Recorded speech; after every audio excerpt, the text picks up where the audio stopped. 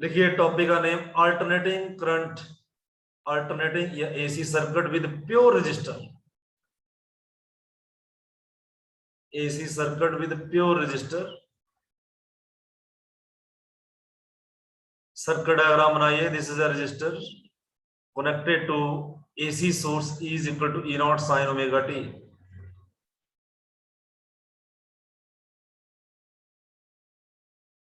This is a pure resistor R. Diagram बनाइए।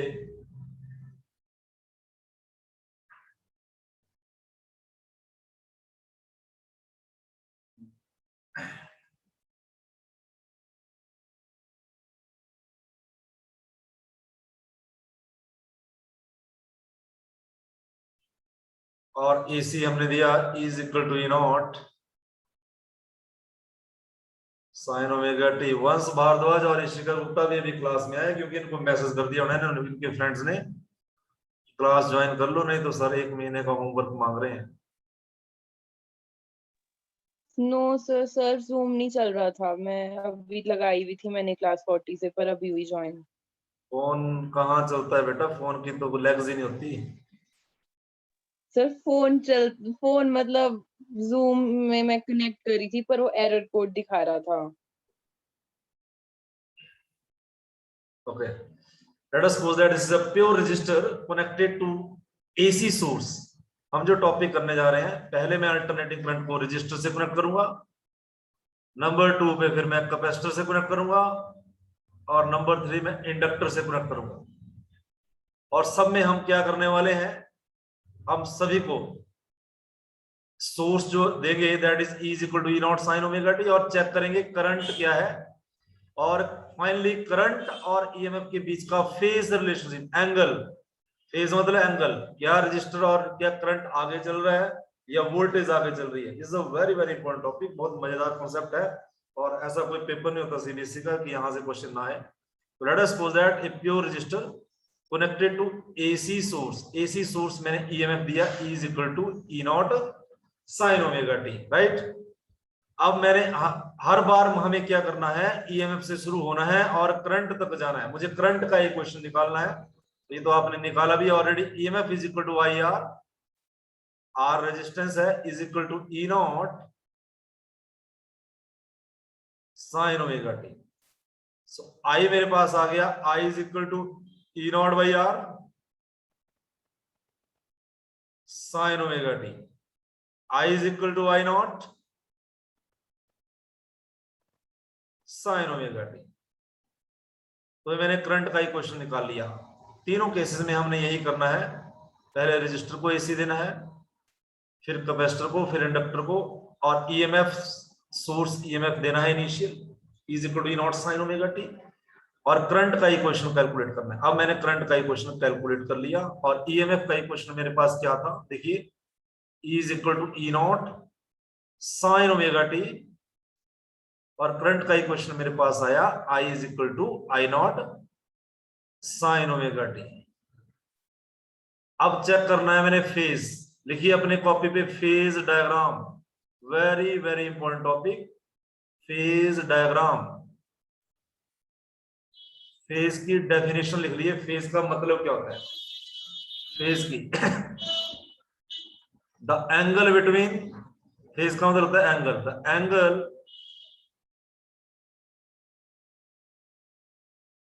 Between EMF and current.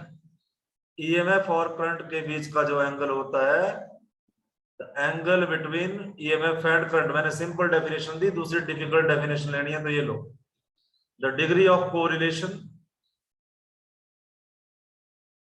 the degree of correlation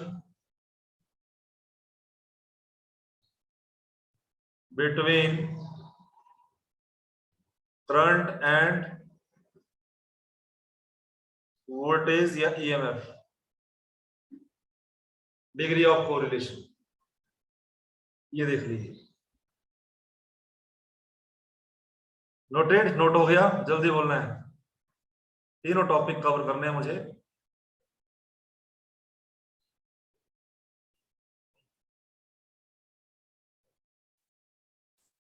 अब देखो, यहां भी साइन ओमेगा टी, यहां भी साइन ओमेगा टी। अब ऐसा ये दोनों में ओमेगा टी, ईएमएफ में देखो E is equal to E naught sine omega t, current में I is equal to I naught sine omega t लिखा है। अगर ओमेगा टी में प्लस कुछ एंगल होता phi, omega t plus phi, ये इसकी जगह पाई बाई 2, ऐसा तो कुछ है नहीं, तो इसका मतलब ये एक फेज में चल रहे हैं, साथ साथ मूव कर रहे हैं, दोनों का सेम फेज है, दोनों का। इसका फेज क्या है? इसका फेज एंगल ओमेगा टी, और इसका भी क्या है? Omega t. तो अब लिखिए फेज डायग्राम, फेज डायग्राम, ये क्वेश्चन आता है पेपर में, फेज डायग्राम, फेजर डायग्राम या phase diagram.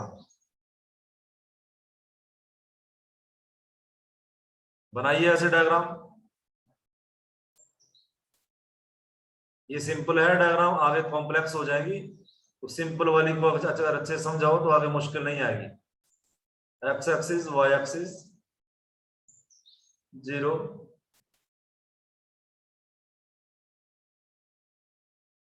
EMF, EMF omega t phase है इसका, ओमेगा टी, इसको मैंने रिप्रेजेंट कर दिया, ईएमएफ को रिप्रेजेंट किया पहले,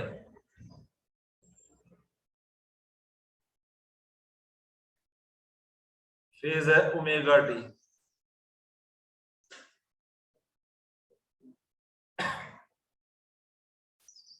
अब करंट का भी वही फेज है, देखो अब ध्यान से देखना, इधर मैं क्या लिखने जा रहा हूं। यहां पे मैक्सिमम ईएमएफ ई नॉट, अगर इन पोजीशन पे देखना हो तो इंस्टेंटेनियस, नोट करो इसको। अब करंट का फेज भी वही है,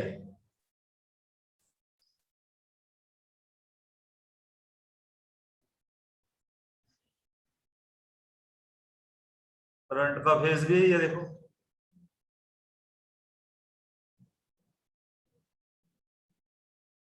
ओमेगा टी, करंट भी इसी लाइन ऑफ एक्शन पे चल रहा है,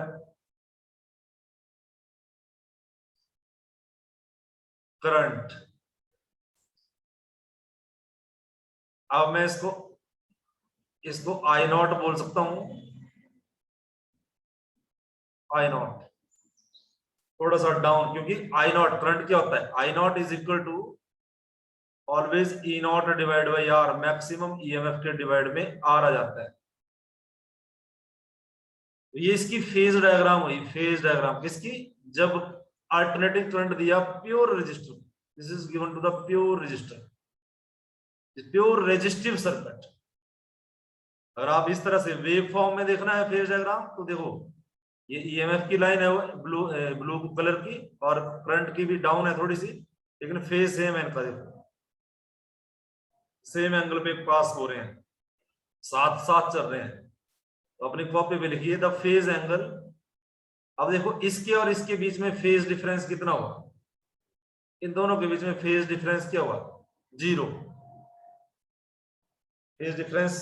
तो यहां पे लिखिए the current, EMF and current are parallel to each other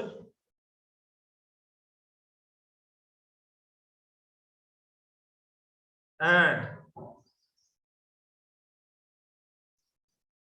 phase between them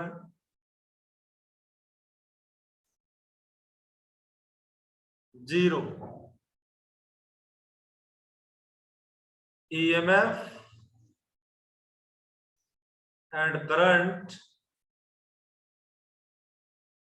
are in same phase. Same phase.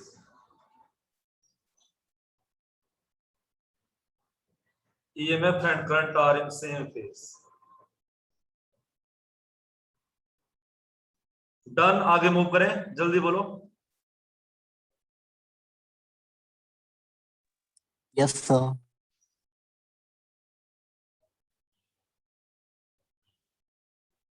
ये कुछ करना है हमने, लेकिन मैं खाली पेज लेता हूं।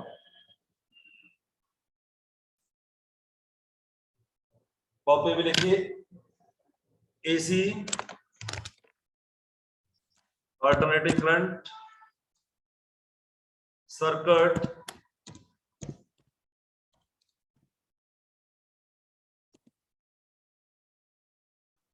To inductor.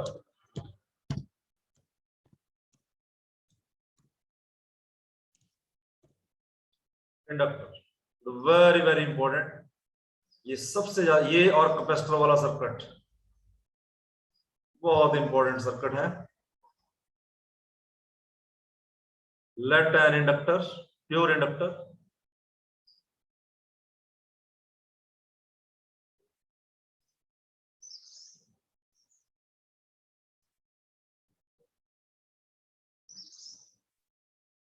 given alternating current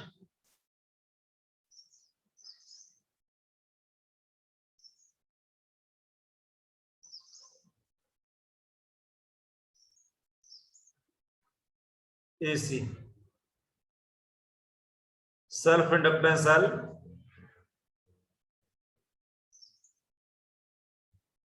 और EMF सोर्स मैंने दिया E is equal to E naught sin omega t। E is equal to E naught sin omega t। ये हमने पहले पढ़ रखा है सेल्फ इंडक्टेंस के कॉन्सेप्ट में। व्हेन एवर चेंजिंग करंट, जब EMF दी तो इसके अंदर करंट भी जाएगा I। अब इसकी रेजिस्टेंस कुछ R नहीं होती, कुछ और होती है, वो हम कैलकुलेट करेंगे। अगर EMF दी आपने, यहाँ पे रेजिस्टेंस लिखना था मैंने, मैं लिख नहीं सकता क्योंकि इसकी रेजिस्टेंस R नहीं होती। इसकी रेजिस्टेंस कुछ होती है लेकिन कुछ और होती है। अब जब EMF दी, let an EMF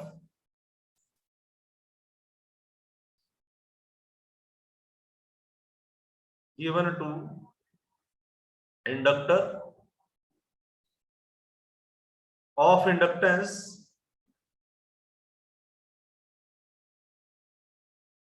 capital L। और ये हमने पढ़ रखा है व्हेन चेंजिंग करंट, क्योंकि ये करंट एक डायरेक्शन में बढ़ रहा है और दूसरी डायरेक्शन में फिर दोबारा से बढ़ रहा है। व्हेन चेंजिंग करंट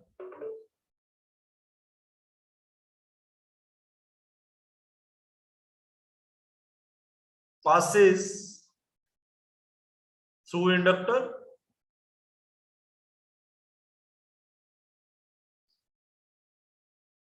then, कौन बच्चा बताएगा मुझे? मैं जो है, कोई बच्चा बताएगा मुझे कि उसमें क्या होता है जब चेंजिंग करंट सेल्फ इंडक्टर में पास करता है? मैंने आपको करवा रखा है, कोई भी बच्चा अपनी मर्जी से बताना चाहे without wasting any time. whenever changing current passes through inductor। Mansi अपना माइक ऑन करें और मुझे आंसर दें जल्दी से।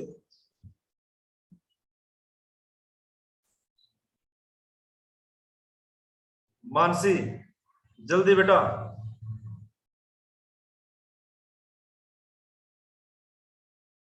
Are you in class?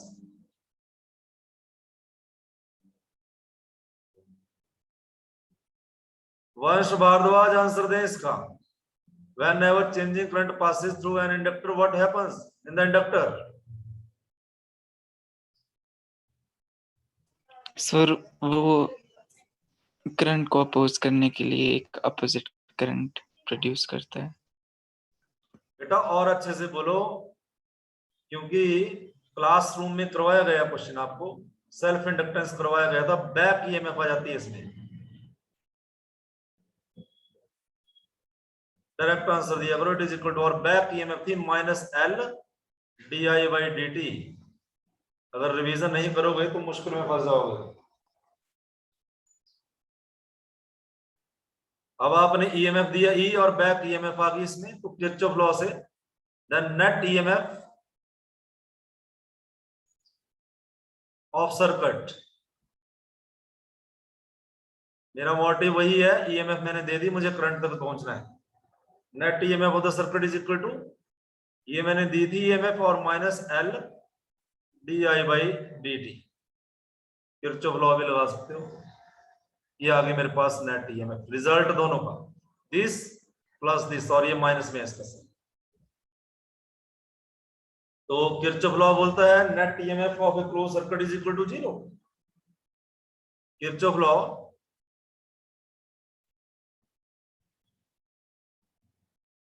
तो नेट ईएमएफ को मैं 0 पुट कर दूंगा, तो EMF minus L d i by d t is equal to 0, simple, which implies E is equal to L di by dt, simple. इसका वैल्यू पुट कर देंगे, इसका वैल्यू है E का, E is equal to E naught sine omega t is equal to L d i. मुझे current निकालना है, मुझे करंट की इक्वेशन तक जाना है।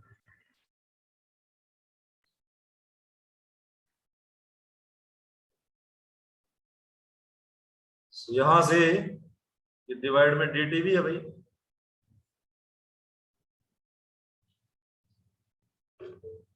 di निकाल लूंगा मैं यहां से, di is equal to E naught by L sine omega t dt। अब इसी क्वेश्चन को हम इंटीग्रेट कर देंगे, मुझे टोटल करंट निकालना है, this is small current, integration of I, total I मुझे निकालना है, I is equal to integration of d I करके निकल जाता है। इधर भी इंटीग्रेशन का symbol e naught by L sine omega t d t. So current I आ जाएगा e naught by l, integration के बाहर integration of sine omega t. जिनको इंटीग्रेशन के फॉर्मूले नहीं आते वो पढ़ लें ध्यान से। साइन थीटा की इंटीग्रेशन क्या होती है, कोई बच्चा बताएगा?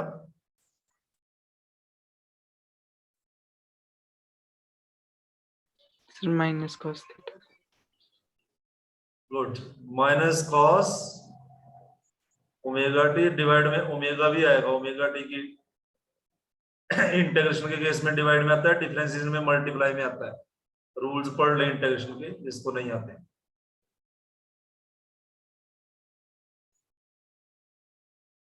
मेरे पास इक्वेशन बनी I is equal two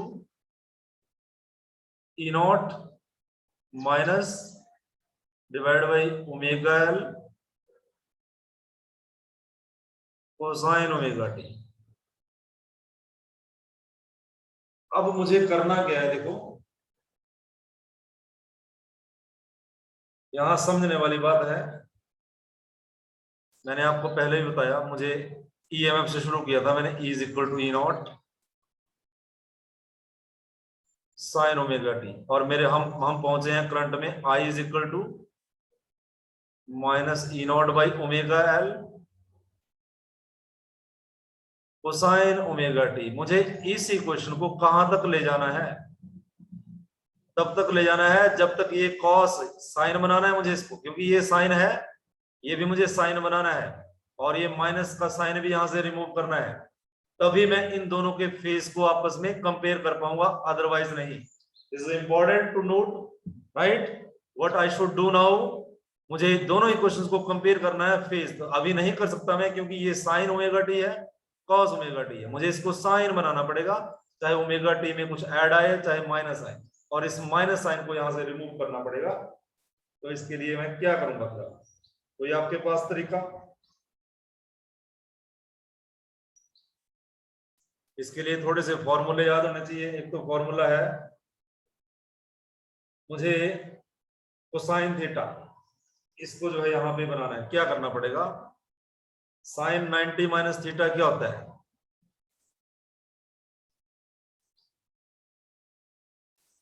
is equal to cosine theta. इस कॉस ओमेगा टी को पहले मैं साइन थीटा बनाना चाहूंगा, तो क्या लिखूंगा इसे? कुछ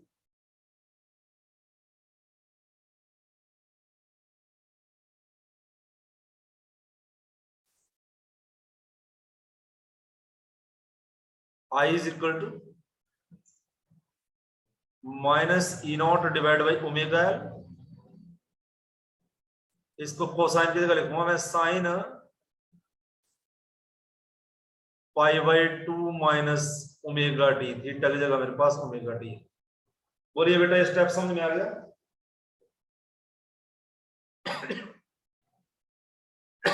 बोलो। यस अरे सर। है अभी कोई क्लास में या मैं ही पढ़ा रहा हूँ अकेला?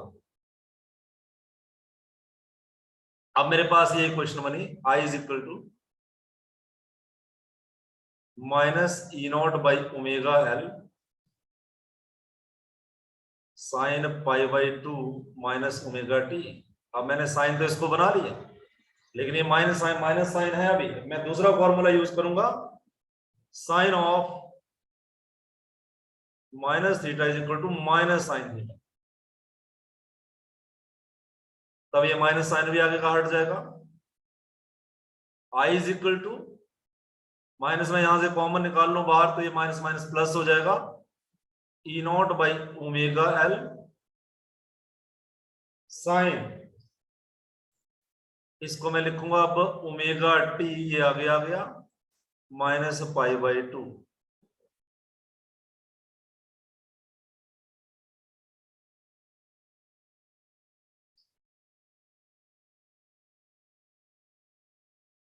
ये स्टेप समझ में आया बेटा? जल्दी बोलो, मुझे बहुत डिटेल है इस आर्टिकल की, आगे टाइम हो जाता है।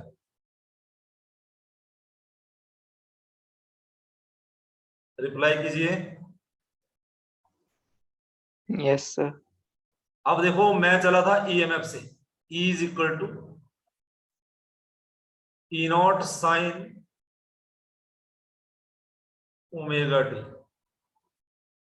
अब मैं इस लायक हूं कि मैं इसको जो है कंपेयर कर सकता हूं इक्वेशन, लेकिन मुझे इस इक्वेशन को थोड़ा सा और एक्सटेंड करना पड़ेगा। I इज इक्वल टू, ये क्या है?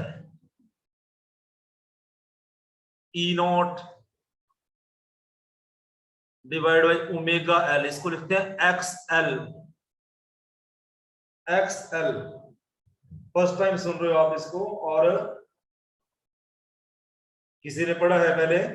What is XL?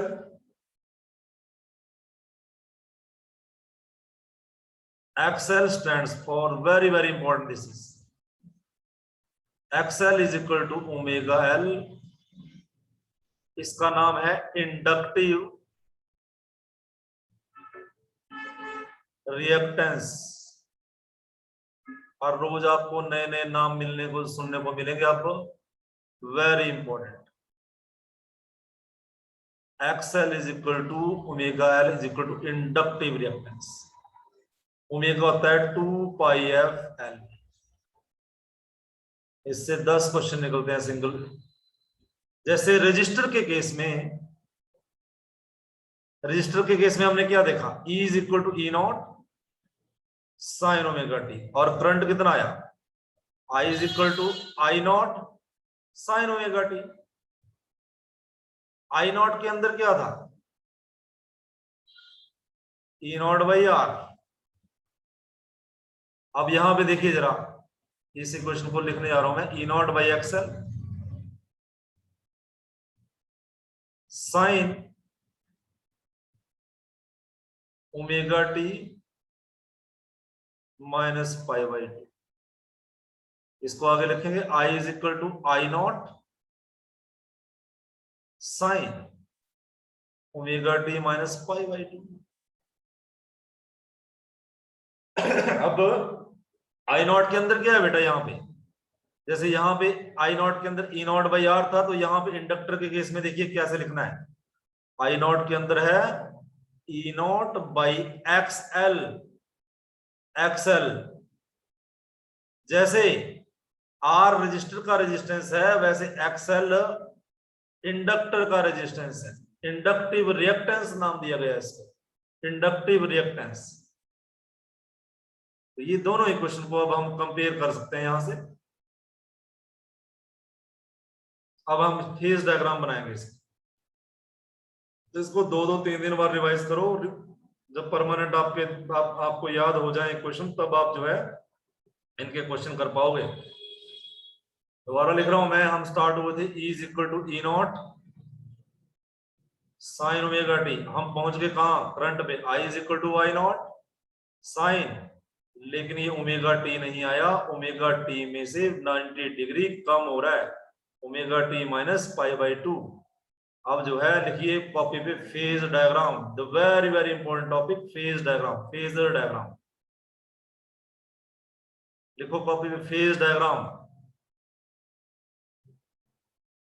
इसी के क्वेश्चन होते हैं हर जगह।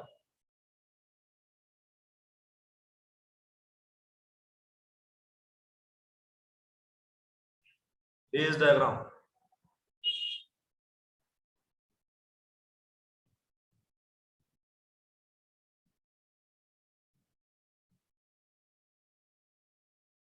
देखो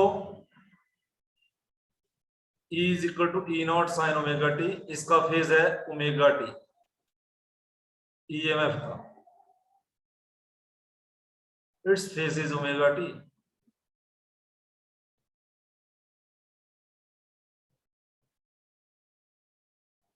और ये एंगल आ गया मेरे पास ओमेगा टी, इसका ईएमएफ का।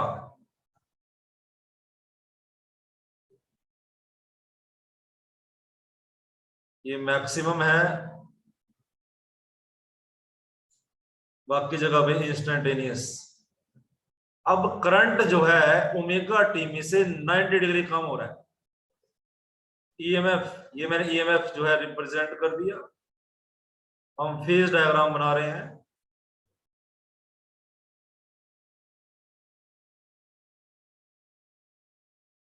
अब करंट चल रहा है 90 डिग्री पीछे ओमेगा टी से,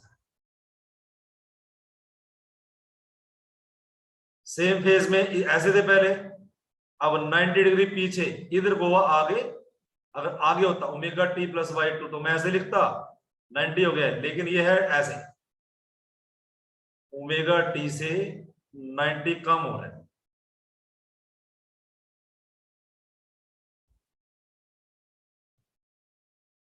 दिस इज द करंट, इसको लिखूंगा मैं। अब इनके बीच में आपस में तो एंगल हो गया पाई बाई 2, ये हो गया पूरा पाई बाई 2। ओमेगा टी में से पाई बाई, ये करंट की इक्वेशन है, करंट पीछे चल रहा है, फोर्थ क्वाड्रेंट में लाई कर रहा है करंट, फोर्थ क्वाड्रेंट में। और this is the maximum value of the current, you can represent like this वे।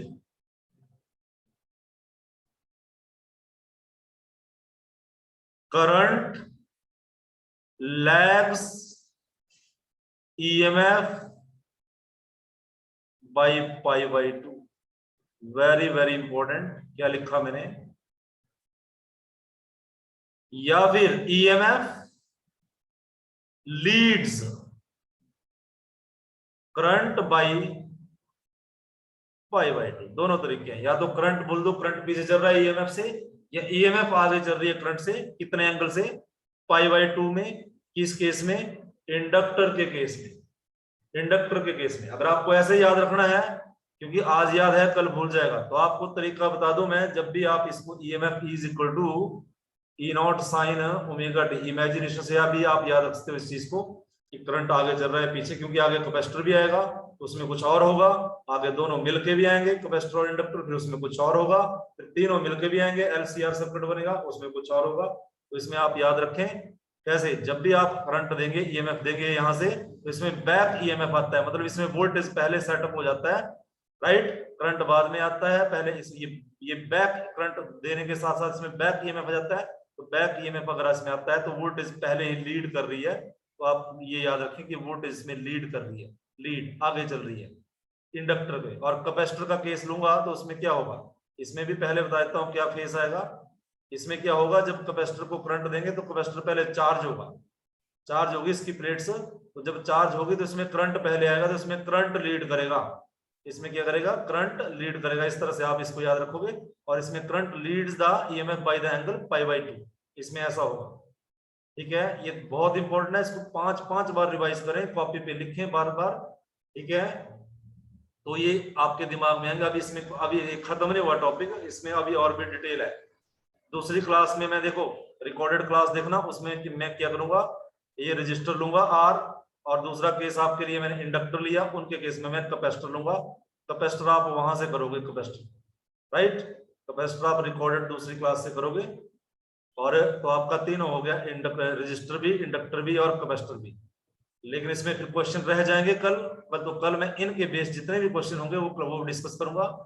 देखो एक्सएल के ऊपर क्वेश्चन है, एक्सएल इज इक्वल टू जो मेरे पास आया ओमेगा एल, जैसे रजिस्टर में की रेजिस्टेंस आर, वैसे इंडक्टिव, जैसे इंडक्टर की रेजिस्टेंस को क्या नाम दिया, इसको inductive reactance, it is equal to 2πfl। इससे बहुत से क्वेश्चन बनते हैं, आज नहीं हो पाएंगे, अब यह क्लास का टाइम हो गया है, कल होंगे। कल हम इसका एनालाइज करेंगे, एसी के लिए क्या बिहेवियर है इसका, और डीसी के लिए क्या बिहेवियर है इंडक्टर का, अल्टरनेटिंग करंट और डायरेक्ट करंट को किस तरह से ये जो है डील करता है इंडक्टर, राइट। क्लास ऑफ होने वाला है बेटा, आज के लिए इतना ही, that's all, have a nice day.